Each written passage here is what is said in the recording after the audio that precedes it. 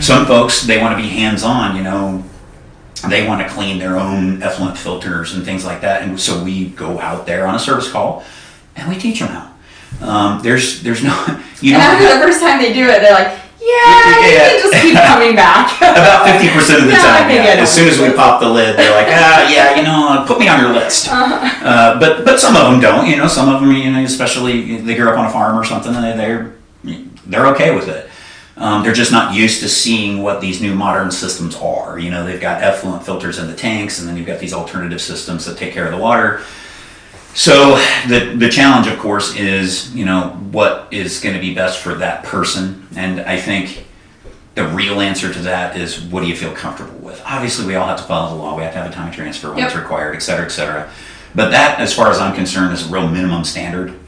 I think as professionals in our arena, which is directly tied to yours in real estate, I think real estate professionals should also have this air of wanting no problems. And let's face it, septic systems, if you view them as a problem, will become a problem. Just dealt with one last week, a realtor that I respect. She does a really good job. Again, not going to name names. But the original homeowner kind of wanted out of this whole house deal, and so they hired an engineer who sent a report that was handwritten with a crayon. Most of us professional installers will refuse to even put a number on that. So I called her and I said, hey, I'm sure you haven't gotten any bids back. She goes, no, you're the first person to call me back. I said, well, here's why. And I took the time to explain it to her. So then we've got our professional engineer involved that day, which is totally weird that this happened all in the span of 2 hours, because it never does. Right, it never happens this fast. The stars were perfectly aligned. This particular thing, yes, the stars were perfectly aligned. And so I hung up from her after she gave me approval, called the engineer. I met the engineer over there an hour later. The report was done by noon. She had her number, and she closed that afternoon at 3 o'clock.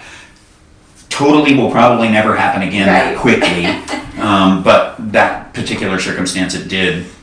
And the new homeowner, of course, is grateful for for it not for it not being a problem. So I guess that's a difference. If you go to sell your home on your own, you're going to have a lot of issues. It's no different than when you hire, an electrician to do your septic work. Mm-hmm. You're probably going to have issues. So there's people out here that do this stuff for a living. So we're pretty good at it, and we don't mind sharing our information. Well, I mean, I like, believe it or not, I do. I like talking to people and sharing how these things go. And the hope is they get enough value out of our conversations that they'll hire us to do something. I mean, let's face it is a business, so we do have to make money. Absolutely. There's payroll and these really expensive trucks that need to be paid for, which, is a whole other conversation on its own. Yes, the truck is $200,000. Yes, we've got to take the wastewater somewhere, and they charge us to take it. And yes, right now it's costing about $900 to fill that truck with diesel fuel. Yeah. So as you can imagine, this stuff does cost a little bit of money, but the idea is even at the cost that they are today, having maintenance done does save the system and make it operate without issues for an extended period of time.